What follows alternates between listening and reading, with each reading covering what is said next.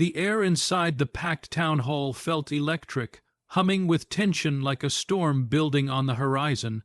The old wooden rafters groaned under the weight of hundreds of bodies pressed shoulder to shoulder, the scent of sweat, coffee, and anticipation heavy in the air.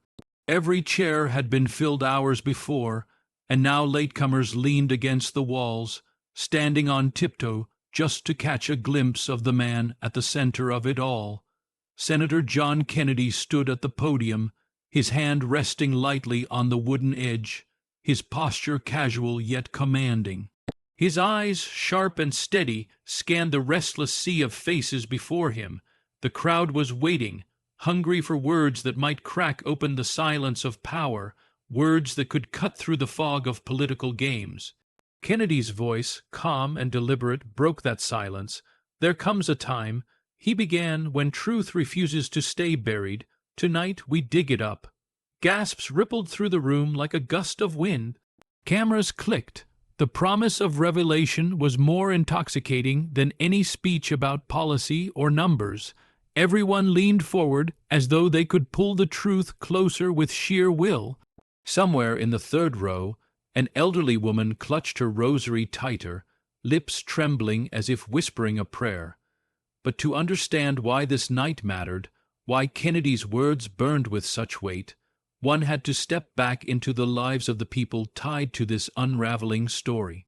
Maxine Waters had spent decades building a fortress around her career, brick by brick, speech by speech. Fierce, unrelenting, and unapologetic, she had carved out her name in Washington through sharp wit and iron resolve. Yet beneath that public armor lived a private life she guarded like a hawk. Her family, particularly her younger brother Samuel, was her most fragile secret.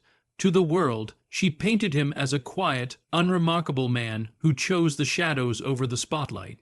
But truth has a way of clawing out of the dark.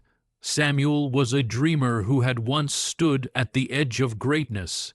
In his youth, he was a jazz prodigy, his trumpet painting colors in the air that made audiences cry. But addiction had stolen his brilliance, leaving him wandering alleyways of Los Angeles, his music traded for bottles, his promise exchanged for shadows. For years, Maxine had covered his tracks, burying records, paying debts, silencing whispers. She told herself it was love, that protecting him was her duty, but deep down she feared the truth. His truth might unravel hers. John Kennedy knew this, and tonight he was ready to reveal it. But Kennedy was not a man who thrived on destruction alone. Behind his sharp humor and country charm lay a man shaped by scars of his own. He had watched corruption eat through communities like rot through wood, and he carried an almost stubborn faith that sunlight was the best disinfectant.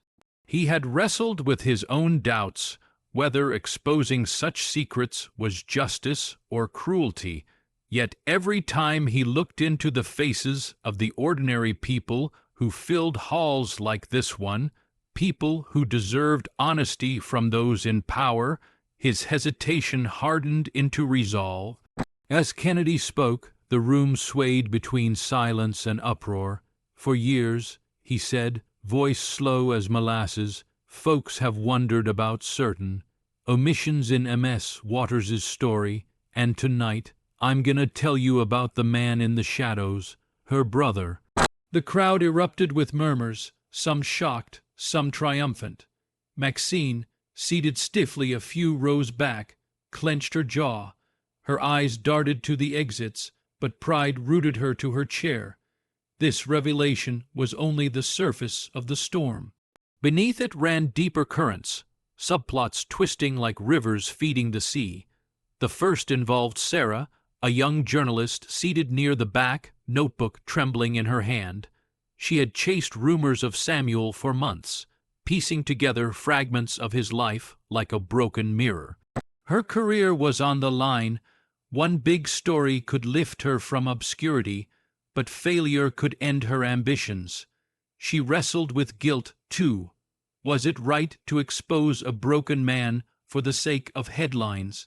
As Kennedy spoke, her pen raced, her heart torn between compassion and ambition. The second subplot belonged to Samuel himself. Unknown to most in the room, he had slipped inside quietly, hat pulled low over his face, sitting in the shadows near the exit. His hands trembled, not from withdrawal, but from fear. Tonight, his life was no longer his own. It was being dragged into the light. He longed to stand, to explain himself, to remind the world that he was more than his failures. But shame chained him to his chair. Kennedy's words painted the story of Samuel's rise and fall, the brilliance of his trumpet, the darkness that followed, the endless cover-ups. The crowd gasped and shifted, some murmuring sympathy, others jeering. Then Kennedy paused, his eyes narrowing, and in that silence the tension became unbearable. "I don't tell you this to shame a man who has struggled," Kennedy said softly, his voice suddenly tinged with compassion. "I tell you this because you deserve leaders who live in the same light they preach." That pivot caught the room off guard. The crowd, expecting cruelty, found instead a strange, heavy tenderness. Some clapped, others sat in stunned silence. Maxine's lips trembled, the steel in her expression cracking just for a moment. She remembered nights spent dragging her brother from police stations, mornings spent paying his debts in quiet offices, and she felt the sting of love twisted into liability. Samuel finally rose. The crowd noticed first in whispers, then in ripples of recognition. He walked slowly, each step heavier than the last, until he stood not far from Kennedy. His voice, hoarse yet steady, carried across the hall. "My sister," he began, "has given up more than any of you will ever know, just to keep me alive. She lied, yes. She hid me, yes. But she did it because she couldn't bear to watch me die in front of you all."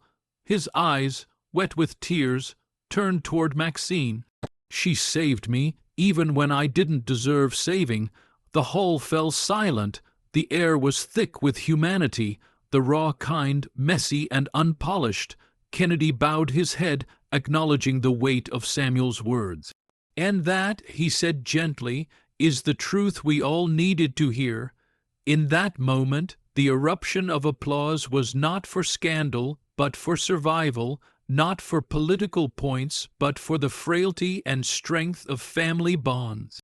The crowd rose to their feet, not as judges but as witnesses to something real. Later, as the hall emptied, Sarah closed her notebook, tears blurring the ink. She realized her story was no longer about downfall, but about redemption. Kennedy, stepping down from the podium, felt the burden in his chest ease, knowing he had not destroyed a man but revealed a deeper kind of truth. And Maxine, walking arm in arm with Samuel out of the hall, whispered softly, "No matter what they say, you're still my brother." The night ended not with scandal, but with something far rarer in politics, humanity shining through cracks of brokenness. The lesson lingered long after the lights dimmed. That truth, even when painful, can set not just the world free, but the soul as well.